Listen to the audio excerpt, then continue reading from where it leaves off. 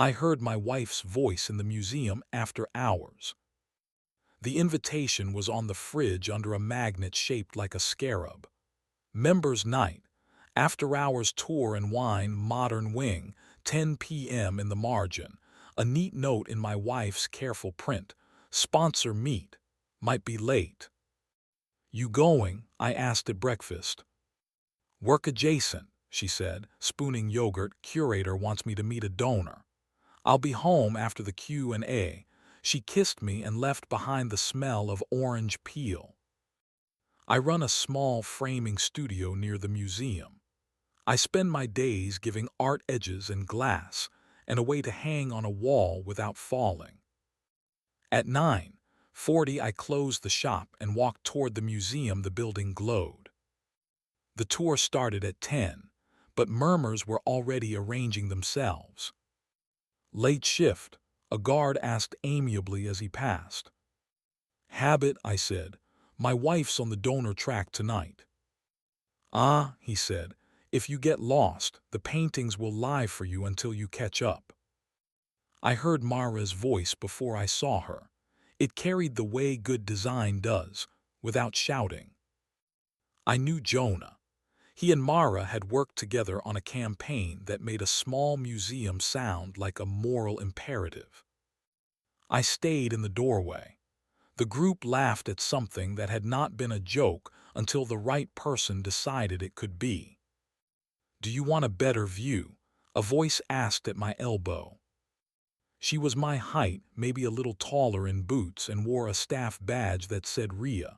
She held a stack of programs. There's a side aisle, she said. Less traffic. I'm not sure I'm here to view, I said. I might be here to hear. Good, she said, not unkind. She motioned toward the aisle. I'll walk you. Up close, I could see she had chosen. She held a catalog. The museum discourages jewelry for staff and volunteers. She had absorbed the rule for the evening. Jonah was telling the donor how museums are brand memory for cities. He did it. Mara listened, then said the thing I have always loved her for. But memory is also the argument a city is willing to have with itself. The silver-haired woman, Carol, the donor, smiled. Ria leaned toward me. You okay? Yes, I said, which meant not yet. When the tour moved on, Mara stayed to answer a question about a painting she didn't love but respected. Jonah lingered. When she finished, he touched her elbow in a way that might have been habit or rehearsal. She didn't move away. She also didn't make room. The curator appeared and rescued them both by needing Mara to explain where the wine had been hidden from people who pretend they don't drink. I stepped into the path and let her see me. Surprise crossed her face in small, disciplined steps. Behind it, relief tried to be brave. Member Night, she said, almost smiling. Habit, I said, and curiosity. Jonah took the shape of a man who has just remembered another appointment. Good to see you, he said. I'll find Carol. He left with excellent posture. Walk, Mara asked. 10 minutes. Ria made herself invisible with the skill of a person who knows that being present can be louder than leaving. I said, I'm here to stop writing the one in my head. I didn't lie, she said. I edited. You edited me out, I said gently. I can take being boring. I don't like being deleted. She closed her eyes for an honest second. You're right, she said. I didn't want to bring my whole life into a room where a donor is deciding whether to be generous. That felt like carrying a loud bag. She opened her eyes. And I liked being looked at for the part of me that can make a room want to give money. That sounds awful. It's also true. You're allowed to enjoy being good at your work, I said. You're not allowed to make me the price of admission. A docent reminded a guest not to photograph the photographs. Is there something I need to know about Jonah?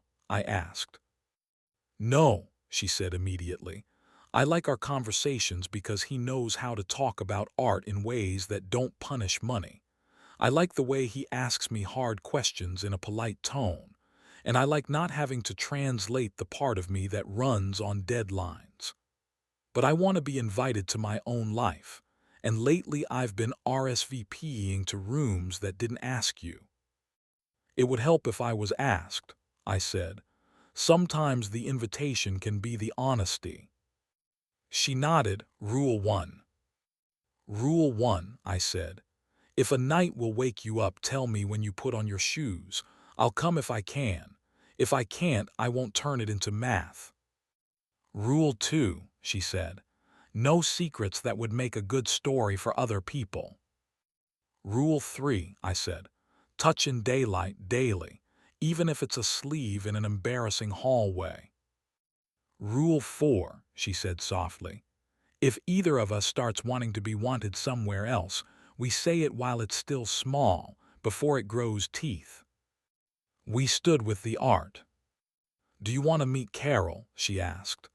If you tell her what you do, she'll ask for your card and mean it. I'll meet anyone, I said, if we're doing it as an invitation, not a performance.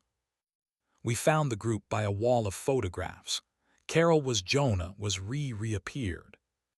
Your frames save paintings from humidity, ego, bad lighting, Carol said. She took my card the way some people take aspirin on faith. You should see the rooftop before you go, Rhea said. She led us onto a terrace. Mara said, I told the truth, just not the whole comforting version. Comforting gets suspicious when it's too tidy, I said. Give me the real one, even if it's not flattering. She took my hand. Her fingers were cold, then warm. We watched a train slide under the building like a thought that didn't want to interrupt. This feels like cheating, she said wryly, but in the good way, the part where you cheat on the version of yourself that keeps you small. Then let's betray smallness, I said, properly. We didn't kiss there. It felt more intimate than almost anything else we'd done all week, because it was ours, and the city didn't mind providing lighting. Rhea appeared with her coat half on. We're closing, she said. Take the long stair. On the stairs, we met Jonah coming up with his phone finally in his pocket. Great night, he said. Mara, the deck you sent last week. It won the room before anyone walked in. He looked at me and chose something that might have been respect. You two coming to the print sale Saturday. It's weirdly good. We are now, I said. He nodded and went on. I decided to dislike him less than I had planned. You have a gift, she said. Don't apologize for using it. She left us with the kind of farewell people purchase with checks. We walked home the long way at our building's door. She put her palms on my chest like she was confirming a rumor. Thank you for coming, she said. Thank you for talking, I said. At home, we put the pass on the fridge under the scarab magnet. 1. Shoes plus invite. 2. No story secrets. 3. Daylight touch. Underneath in my handwriting. 4. Say the small want before it grows teeth. We washed our faces, turned off the light and lay there, practicing how to be ourselves. Rhea steered us toward a small photograph of the river at noon. We bought it and brought it to my shop. I framed it in maple and left the wood almost raw. The opposite of secrecy isn't confession, it's invitation. If you want scandal, I can only give you a museum that stayed open too late, a rooftop where the city practiced being generous, a guard who knew when not to hover, a staffer named Rhea who understood traffic, and a marriage that decided its walls should be glass sometimes. Some nights we forget the rules and remember them in the morning. That counts. The frames hold. The art can still move.